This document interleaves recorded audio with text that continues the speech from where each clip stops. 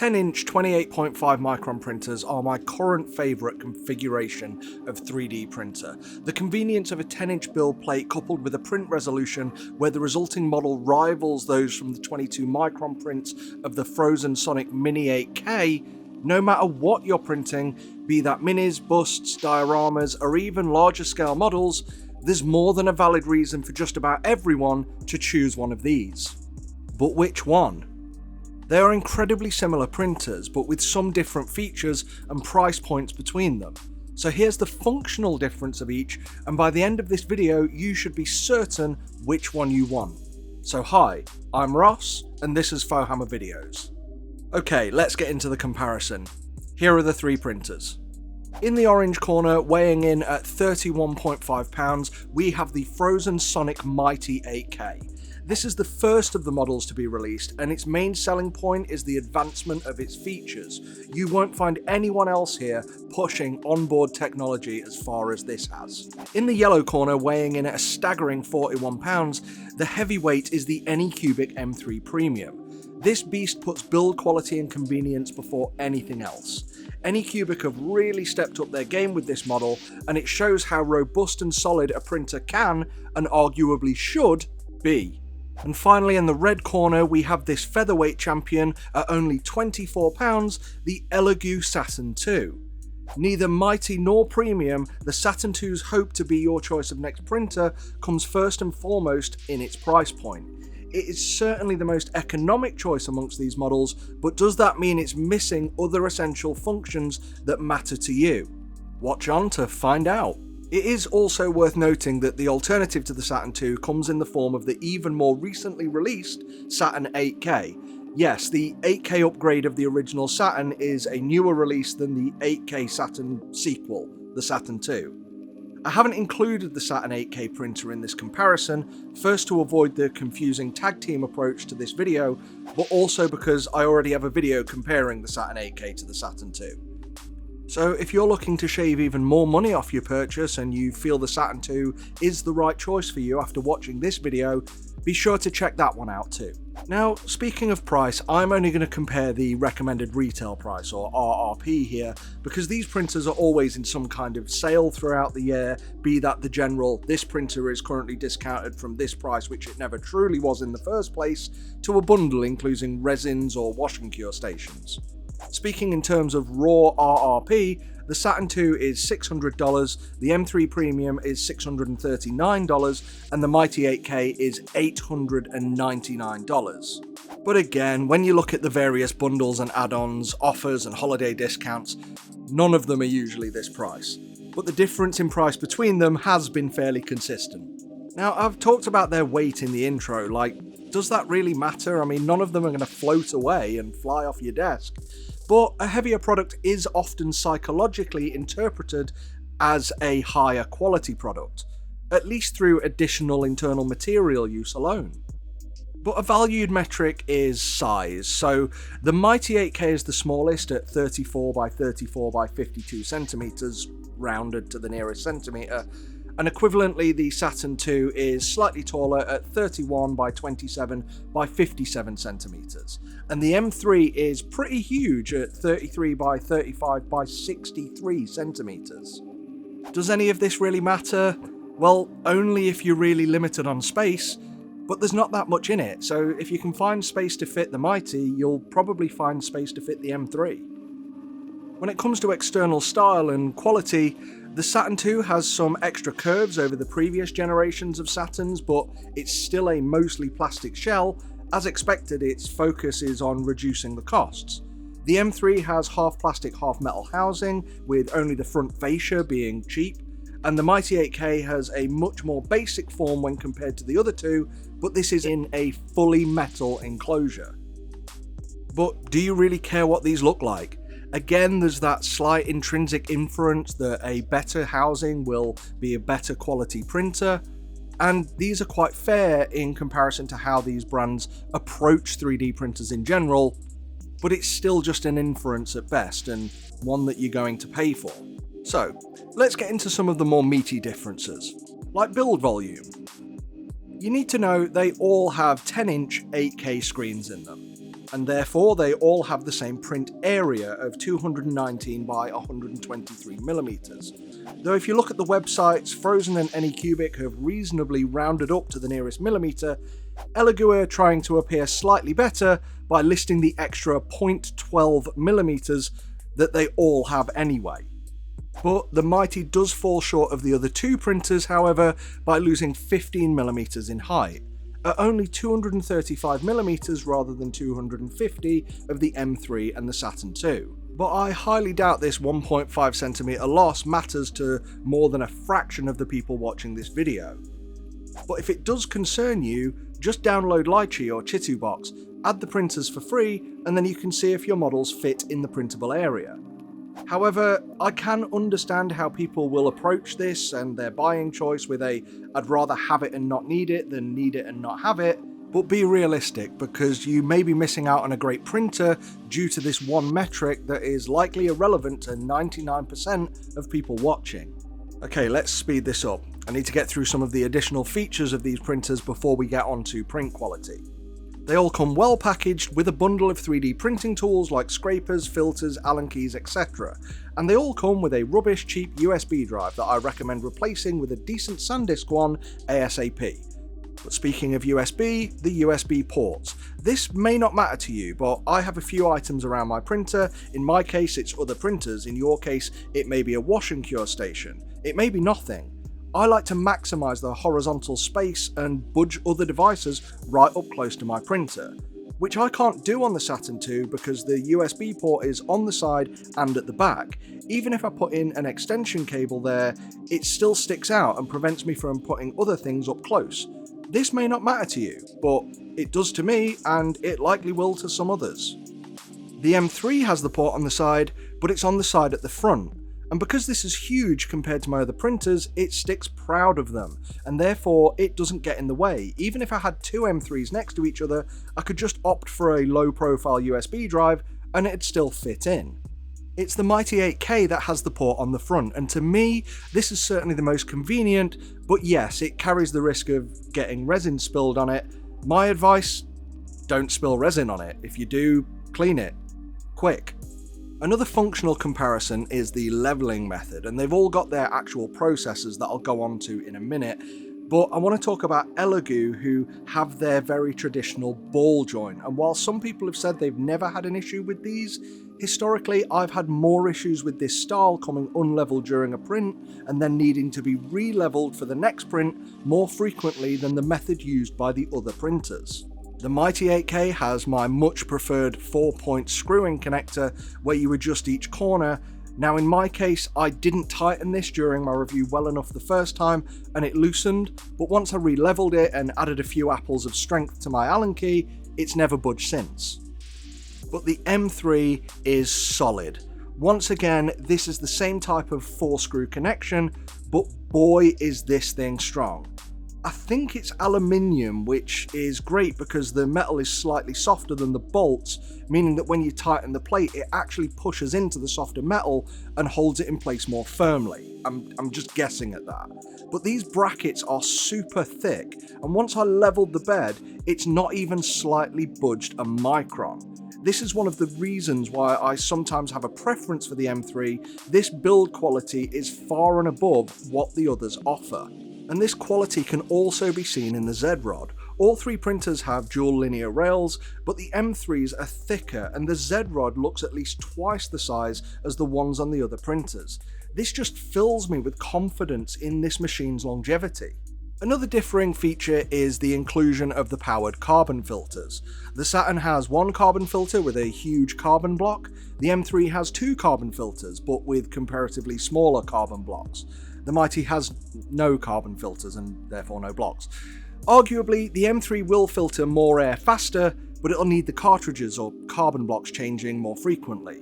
The Saturn won't filter as much air in the same time, but the carbon filter block will last much longer.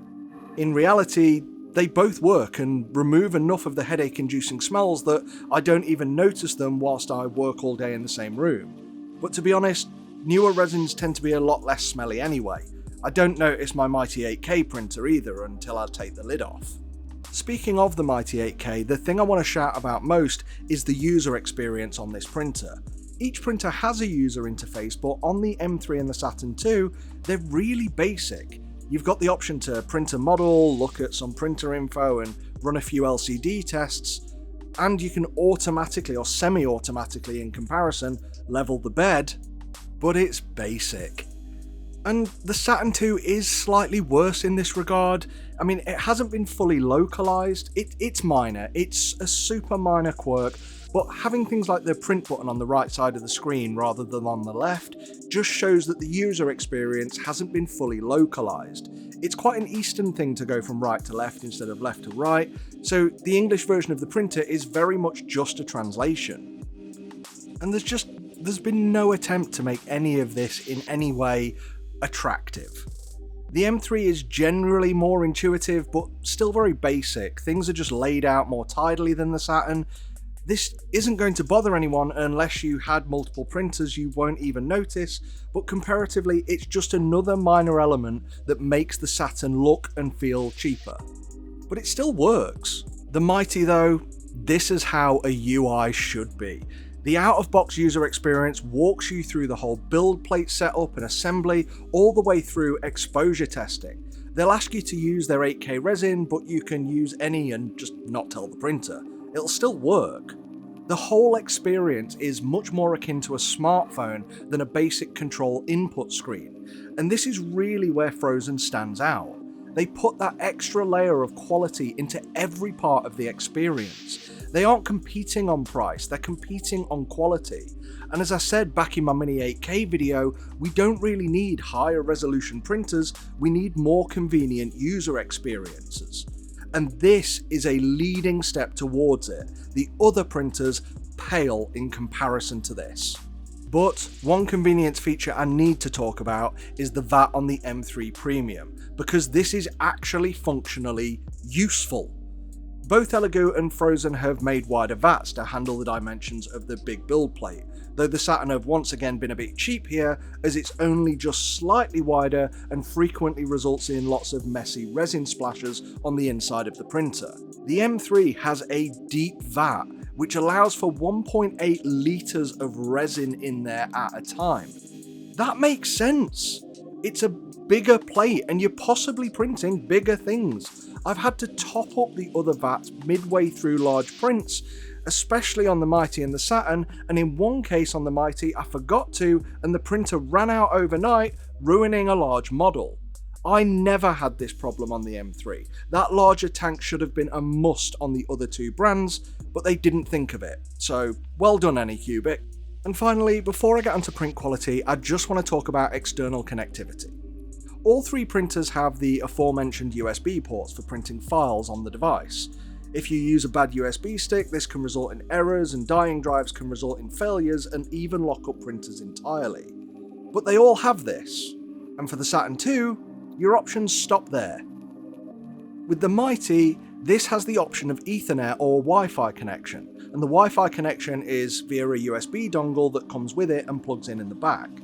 This allows you to connect your printer to your home network, and it's all easily configured via the fantastic UI.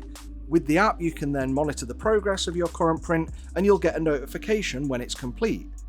But in my case, my last print was complete yesterday, and I'm still getting notifications to say it's complete. I know it is, I've painted the model, and I don't know how to tell the app to stop notifying me. But also in the Phrozen Go app, you can ask it to remotely take a picture using the inbuilt webcam, so long as you've got a very bright light pointed directly into the printer, otherwise you'll just get a black image. There's no time-lapse feature or anything useful really. Kinda like a selfie stick that gives you the convenience of holding your phone at arm's length without having to raise your own arm, this whole webcam solution is an idea that is far from fully realised. I'd even go as far as to say it's an absolute waste of a feature. What is useful, however, is once you've got it connected to your home network, you can just browse the printer's 3.5GB of internal storage directly from a Windows or Mac computer, and you can just drag files to it. But you do still need to get up and go over to it and choose the thing that you want to print from the printer's interface, because there's no start print option that you can choose to do remotely. Still though, saves you having to use that USB drive. Now, the M3 Premium has no Ethernet, but the Wi-Fi is an internal module with an aerial sticking out the back. I said in my M3 video review that I hadn't tested this, and I still haven't, because at least at the point of recording, it's still not available, months after release. And unlike the Mighty 8K, there's no option in the UI to connect this. We're going to need to do it via the app, which requires a firmware update. But it took me reading only one user post online where a firmware update bricked a printer and Anycubic support allegedly admitted the fault in the firmware, but still left the firmware live. I immediately decided to just back away from this endeavour before doing any further investigations down that road. So whilst you've got these options on both printers, neither have been fully realised, and it makes me scratch my head and wonder, why have these things even been included when they are clearly miles away from being fully delivered? Right then, print quality. So, as I always do, to begin, please have a look at these prints of this Wolverine bust by Draphnia Studios. Which one do you think is the better print? Can you even tell? Honestly, when it comes to the 28.5 micron pixels on the LCD in these printers, you simply will not see a difference on most printed models between these printers. When you compare these printers to a print from the Mini 8K, which has only 22 micron pixels and still has the highest number of pixels per inch of any affordable consumer grade LCD printer, it's nigh on impossible to tell with the naked eye. Even using macro photography, it's hard. Let's talk about use cases. In the case of miniatures, well, for the likes of Warhammer retail quality models or the equivalent from One Page Rules, they simply do not have the details on the surface for you to get any benefit here. To see a benefit, you need a much larger model and then scale it down like what I've done with these Blackforge games and then printed them at miniature scale, just so you can get more detail on a surface. But hardly anybody is sculpting miniatures with this level of detail. And then consider that most people will apply some anti-aliasing and image blur to their models in order to deal with the voxel and layer lines. You'll lose some texture detail anyway, rendering any minor difference in resolution and even sharpness moot. You could probably even go up to a cheaper beginner 35 micron printer and still get a similar result. Now, if you're printing anything larger than miniatures, this detail argument is nigh anyway, because you simply aren't printing micron level details. So keep that in mind when we look at the next section. In order to properly test out what these printers are capable of, I took my preferred XP rangefinder and printed it on all three printers, and tried to get a perfect balance of exposure.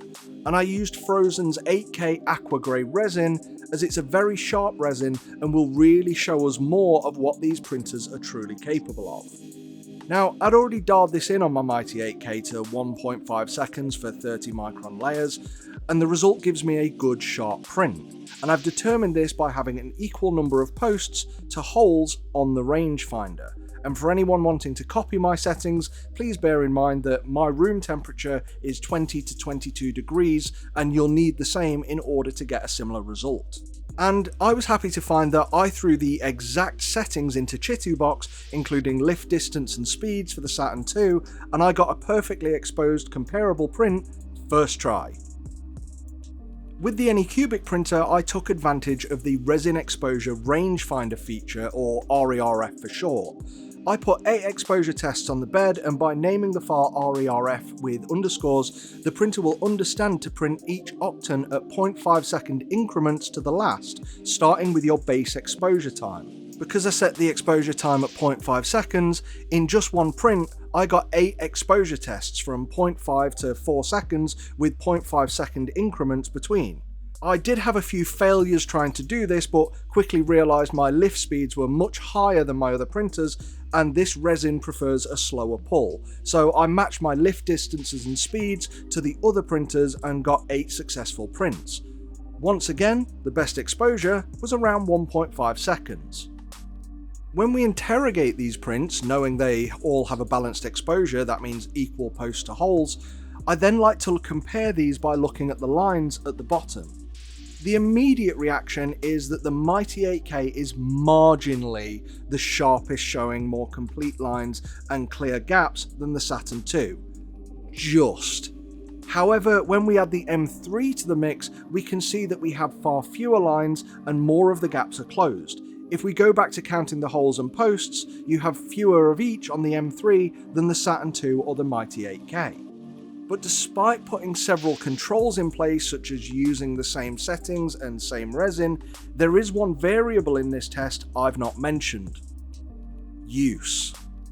The FEP on my M3 Premium has been absolutely hammered. Go back and watch that video. I printed considerably more on that printer than any other because I've had it the longest. The FEP will have far more scratches, stretch marks, and general use imperfections that my brand new Mighty 8K doesn't. And in that video, I rudely joked that the printer told me to replace the FEP, and I literally gave it the middle finger and said, no, I'll do it when I want to, thanks. And that will be when it's on its absolute last legs, or I puncture it. But these clear films do degrade over time, and as a result, the M3 looks worse than the other printers. But I promise you, it isn't.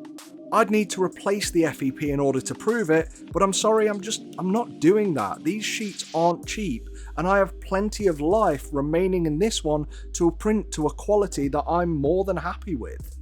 And equally, I printed more on the Saturn II than on the Mighty, which can probably also account for the slight difference in quality there. You can genuinely get more variation in a model's print quality from a temperature drop, a layer shift, or the printer's mood on a given day than what these tests show.